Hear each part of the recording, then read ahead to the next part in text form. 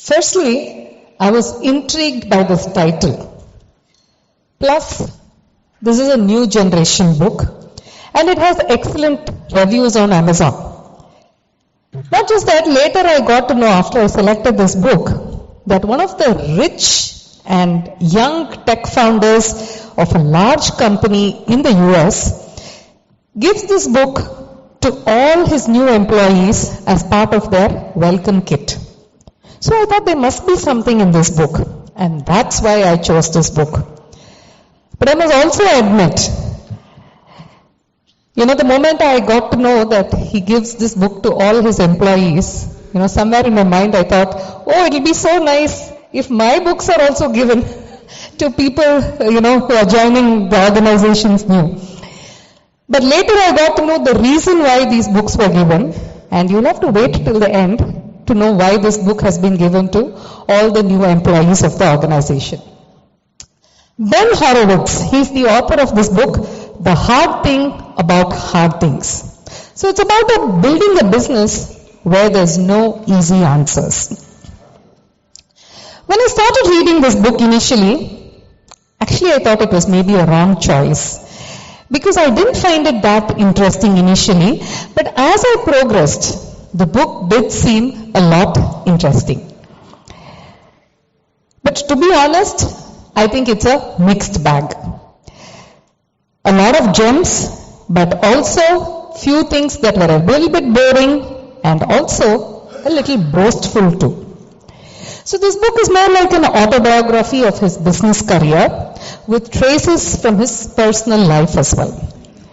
So the main focus of this book is on the challenges and dilemmas faced by CEOs and founders on how to effectively run a company, and it's through the eyes of the author based on his experience. But while this book is mainly for founders and CEOs, I feel some of the points are also relevant for large corporates as well. So let me now highlight to you some of the things that stood out from the book. First thing, he says, CEOs should tell things as they are without any delusion because it enhances trust, more people to work together, and sets a good culture for the organization. In a weekly staff meeting, he asked a question to his team. What is it that we are not doing? He also reflects to say, what am I not doing as a CEO? So you see, those things actually provoke a lot of thoughts and therefore enables one to take actions. Talking about layoffs, now that there are so many layoffs, so he talks about the right way to lay off people. First he says, get it right in your head. Do not delay once you've decided that you want to lay off a person. Know why you are actually laying off the person. An important one, he says, train your managers to do the layoff and not your HR teams because you are the ones who've actually hired the people. And then as a CEO, you address the whole company about the layoffs. Be visible, be present, and engage with all your employees so that, there are no rumors and no grapevine about the layoff. And let people know that you actually appreciate their efforts. Another important one he says is, why should you train your people? He says people are the most important asset. And he gives a very good explanation on this. He says, if your people are being trained, let's say for 12 hours, but they're working for 20,000 hours in total, even if there is 1% improvement, what happens? The result of the 12 hours, and it gets so much better. So he's saying, for training for 12 hours, you actually get 1% of the 20,000, which is about 200 hours. And he says it's a great matter. And he says, train them in finance, negotiation, leadership, and so on, because that will enhance your company's competencies as well as improve the morale of your employees. Another interesting question the book addresses is it all right to hire from your friend's company or your competitors? He says, if you'll be shocked and horrified that let's say a company X hires several employees of yours, then you should not hire theirs. Another aspect is, normally it's very hard for big company executives to work in smaller companies because their jobs are completely different. Because the big companies, the big executives in the big companies are usually optimizing and running the existing business. And most of the business is actually incoming, so they don't really have to go and fetch business. Plus, he says there could be a rhythm and a skill mismatch. Another area he cautions, management debt, he says, is incurred when you make a convenient short-term management decision, but that has an expensive long-term consequence. And therefore, think twice before making any decision. Funny and interesting example of how politics actually happens in organizations. The CFO wanted to grow further as the COO, and therefore went and asked the CEO, what are the skills that he must demonstrate? The CEO encouraged him and asked him to pursue his dream, and also asked him to develop further skills and also be a strong leader with whom the other company executives will be wanting to work with. A week later, another executive panics and comes to the CEO, and he says the CFO told him that he's being groomed by the CEO to become the next COO. So you see, look at the way how things can get manipulated and misinterpreted. So that's how politics happen in organizations. So to minimize the politics, he says, hire people with the right ambition. The ambition for the company's success, and therefore the executive success then becomes a byproduct of it. And also to build strict processes for potential political issues. Continuing, hiring senior people who've already been there and done that, and you're trying to do, can radically speed up your success. But he says in a startup, it's kind of like an athlete taking high performance enhancing drugs. And if it goes well, you go to new heights and scale well, else it starts degenerating. So he talks about Bill Campbell's, the $1 trillion coach, the book again I had reviewed a few months ago. So he talks about Bill Campbell's methodology. So he says, firstly, results against objectives. How well is the person managing the entire team? How innovative are they? What is their ability to work with peers? Are they effective in communication? Can they support and get things done? So he says, look out for these aspects and be clear on them. Another important aspect, why is building the right culture something so important? It says, having the right culture can help achieve goals. It preserves the key values of the company. And funny, if it will be tragic because after all the huge efforts that you've taken to build a company, even if you don't feel like working in it, that's really tragic. So the core skills for running an organization, knowing what to do and getting the company to do what you actually know. And he says you need both these characteristics to be a very good CEO. Great leaders create an environment where employees feel that the CEO actually cares more for the employees than the CEO cares for themselves. An interesting one, he says, this is called the Freaky Friday management technique. And it's based on this movie called Freaky Friday. Now in this movie, the mom and daughter are actually very frustrated with each other. They lack understanding on what's really happening with each other. And therefore, because of some magic, the roles actually get swapped. And they get inside each other's body. And that actually resulted in understanding the challenges of each other.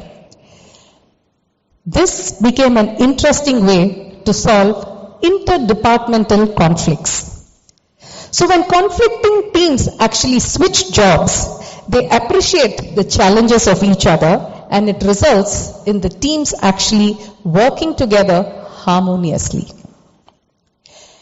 Now let me also share some noteworthy quotes from the book.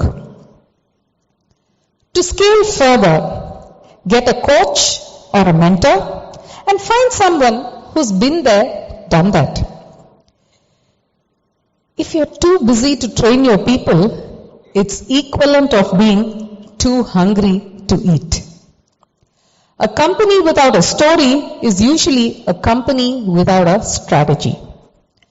The most important attribute required by a CEO is leadership. Be careful with he said this, she said that. Watch out for that. As a CEO, you must constantly evaluate the members of your team. The only thing that actually prepares you to run a company is actually running it. When letting go of people, you cannot help them to keep the job, but you can absolutely help them to keep their respect. Hard things are hard because there are no easy recipes. So one very nice aspect of this book is that all the chapters are subdivided into a lot shorter sections and they can be reference worthy. But I must admit that something that I really disliked in this book is that it contains filthy language, filthy words, it's strewn around, and apparently this was also a part of the working culture. So the author has also clarified his views and justified to say the use of such words in a workplace. Apart from this, there are also a few places where I felt the author sounded a bit conceited. Like he claims that now he's the management guru. And also the general tone of the book feels like he has a lot of attitude. But well, maybe he's right in having an attitude because he's successfully sold his business and he's now a noteworthy large investor in other tech companies. He's also shared some nice sides of him, and one such instance is that he highlights the human side of himself. For example, when his company EDS was going to take over another company called Tangram's CFO, whose name was John, was diagnosed with brain cancer. And he did not have insurance coverage because of this acquisition. So although John was a stranger to Ben decided to pay for his health costs by finding another budget in the company. So if I were to conclude, this is a good read, especially for founders and CEOs, and even aspiring CEOs, I can say. It's filled with many anecdotes, but it's all about the author's experiences and his views. He's also shared very good insights from the late Bill Campbell, the $1 trillion coach I mentioned, Jim Collins, and also Mark Zuckerberg and others. On the flip side, I thought not everything is really relevant to all. And like I mentioned, I did find it a bit boring in few places. It's good to consider his views as his perspectives and apply prudence in whatever you think is relevant in applying to your business. And lastly, if you're still wondering why this book was actually given to all the new employees of the large company that I was mentioning, it's because he was an investor in their companies, and that's why it was being given. So, yes, thanks. So that was the summary of this book. Now let's pick their brains to see what they actually think about this book. Thank you.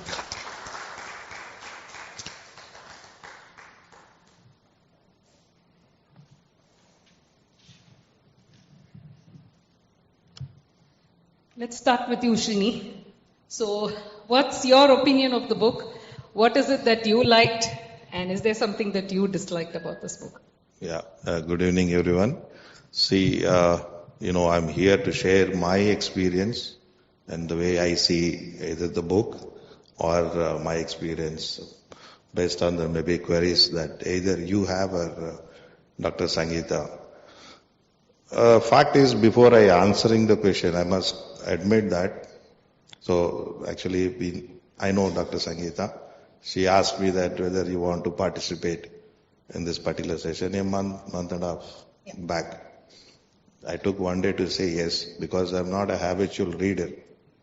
So I enjoy because professionally I was born and brought up in manufacturing. From the very first day of my experience, I was in manufacturing, maybe IT industry. Then later on, then last 18 years, I'm with Nokia Networks. Nokia is not the one which most of us know. It is not the mobile device manufacturing. That story was over 2012-14. So Nokia had, just to give just an idea, had two major divisions that time, mobile division and networks division. Mobile is sold out to Microsoft and closed. And I'm part of the Nokia Networks. I joined in 2008 in Chennai. Last 18 years, I am in the factory. So we manufacture 3G, 4G, 5G radio equipments like mobile telecom exchange equipments and the system modules and related equipments. Currently, Nokia is globally, it is headquarters in Finland, 23 billion euro company. We have two own factories. One is NPI in Oulu, and second own factory is this one, which is at Oragadam. I'm heading Oragadam factory, and worldwide we have 85,000 employees, and in India we have close to 17,000 employees, and 6 to 7,000 are in Bangalore, working on the software development R&D, and around 2,000 are in Perungudi, working on the network R&D. I mean network, like you say that, what is there in home, modem and other networking, GPONs, various other backhaul, network backhaul. And also we have a services division in Navalur, that is again 2,500 employees. And I head factory where put together all employees 2,500. So coming back to the question, first I said, as I said, about me that I'm not a habitual reader. Then I was thinking for one day, should I say yes or no? At the same time, knowing Dr. Sangeeta, I don't want to miss this opportunity. One is to definitely to be part of this large gathering, and I know that many are connected through online, and share at least what I know. Not that I know better than any one of you know. And coming back, I just started reading because I said I am not a habitual reader. I had a lot of challenges, as everyone has, my factory work, personal stuff. So I started reading. First I went to 5 pages. Back, I was not very comfortable. Like she said, the language which is a foul language, which I'm not very happy to read in a book, but that's how it is. Why, like author Ben, such a great person, like communist, a CEO, and a venture capitalist, and writing such a not so comfortable language in a book. So then again closed. Again started. I went up to 53 pages. I understood largely, and it's very interesting. To be honest with you, I've not completed the book. I went through 53 pages because all the book talks about being honest. It's the first fundamental in any leadership. So I must be at least honest with you. I have not read the book. Then should I say no to Dr. Sangeeta that I have not read, I cannot participate? No. So I thought, let me do something. I took a call. My actually pressure is building up. What do I do? How do I face? If the question can come from any page, right? So what do I do? Then I have started, developing my natural, the way I have been in manufacturing. In Hindi में बोलते हैं कि जुगाड़ करना तो अच्छा जानते हैं. More than the actual, conceptual or technical solution, उसमें तो उस्ताद है. That's how you live in manufacturing. So I started thinking, how do I still manage? So I thought I used a ChatGPT, as Vijay was telling, without, I missed it. Where is Vijay? He's okay. Okay. So he was mentioning AI. So let me use the ChatGPT. Then I gave a prompt that take the book, ebook. Then I asked what the author is trying to convey to. I got a one-pager. Actually like this. One-page summary I got. Oh, this is what author is saying. I have read 53 pages, right?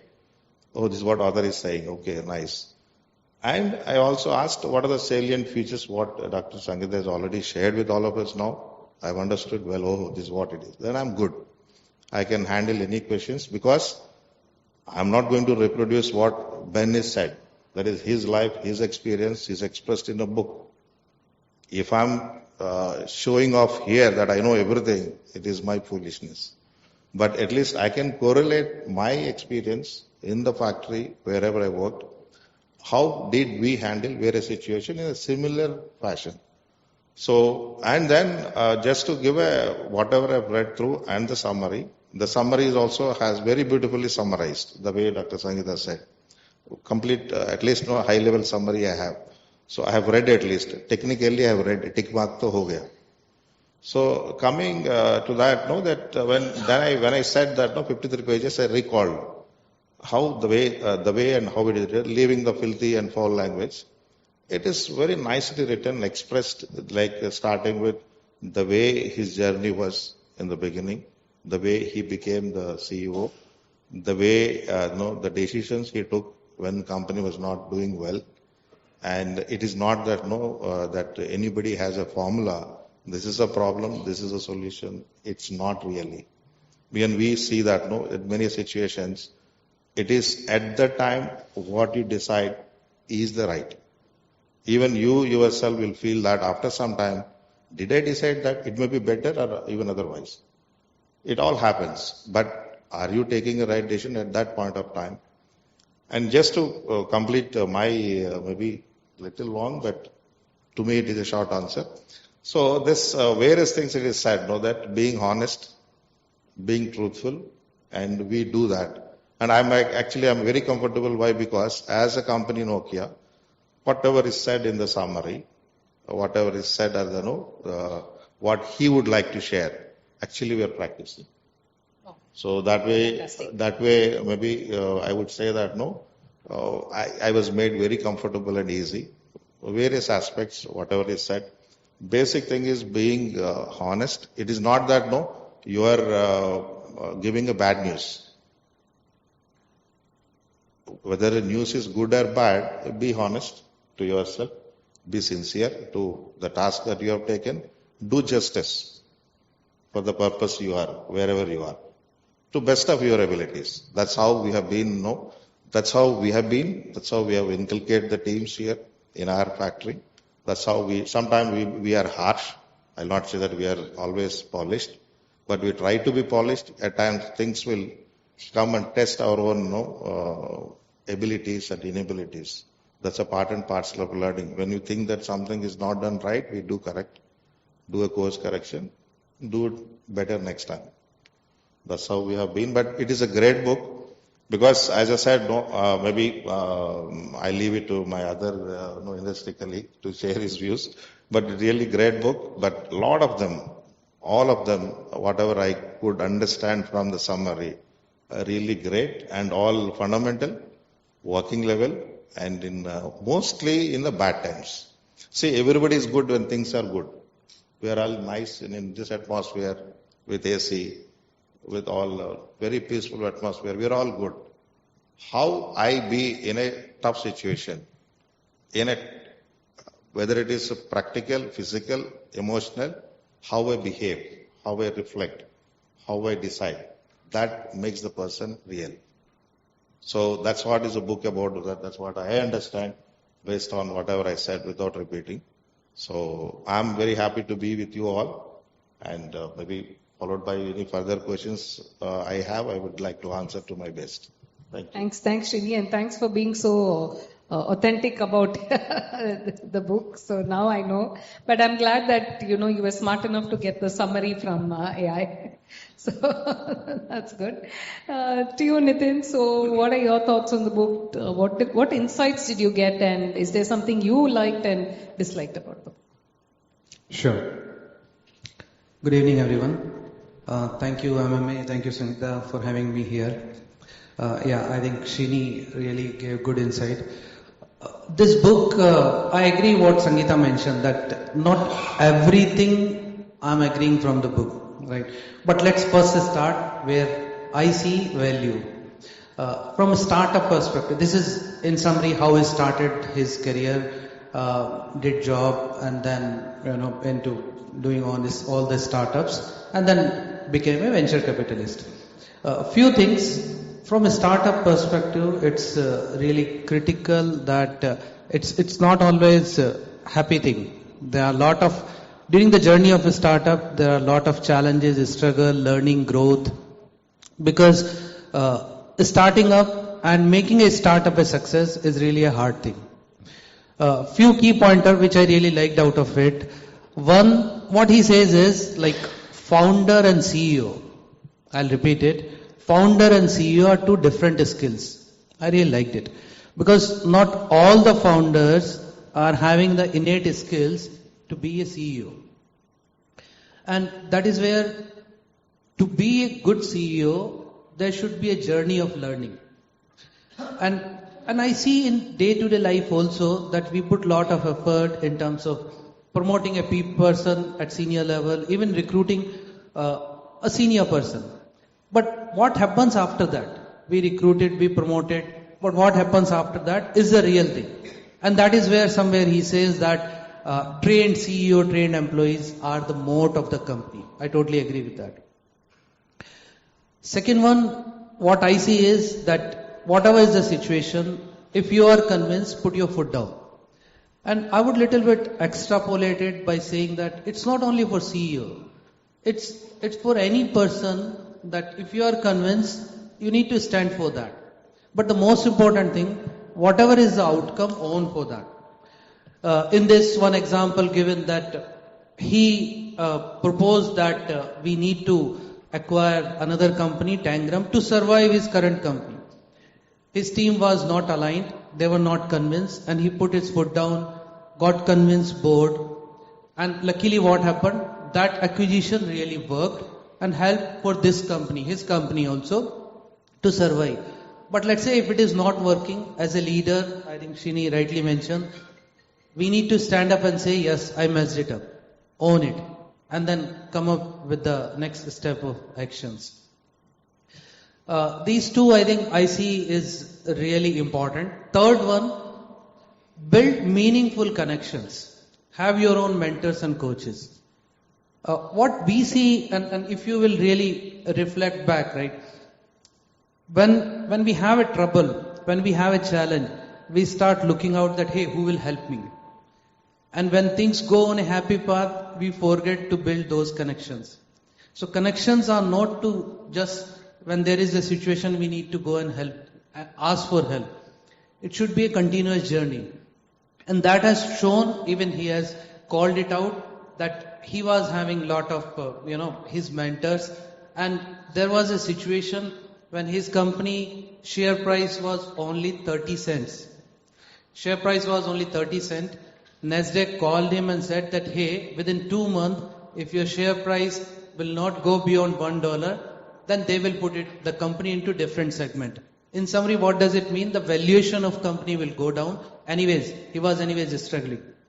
So he reached out to his mentors, and his mentors recommended him somebody who helped him, and within 2 months, share price increased from 30 cents to $3. And this is, I say, is a real example. If we are into a situation, more than situation, if we have that mindset that we need to keep on working towards building meaningful connections. I think these 3-4 pointers I would like to summarize. This is what I see. Nice. You've taken the good essence and then you have highlighted that.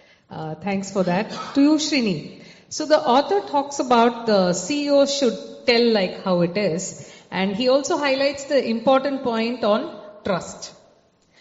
Now, as the head of your organization, how do you build trust? And I have seen you with your team, they are also very comfortable, and obviously only that comfort will come only when the trust is there. So I have seen that. So I would like to know your secret sauce of building trust. And also how does one maintain the balance of, what is it that we can share with the employees and what is it that we should not? So from your experience, if you could share some insights, that will be awesome. I can share me as myself, because I was never a CEO. You're still the head, so. Okay, yeah. I'm heading the factory, but okay, head of the business unit. Yeah. See, first thing, as I said in the beginning, you need to be, trustworthy before being, developing a trust. First, one must be, trustworthy, and we must have, the connection with every layers of employees. Like in a factory, this is a telecom equipment manufacturing factory. As I said, we manufacture 4G, 5G radios, system modules, and related equipments.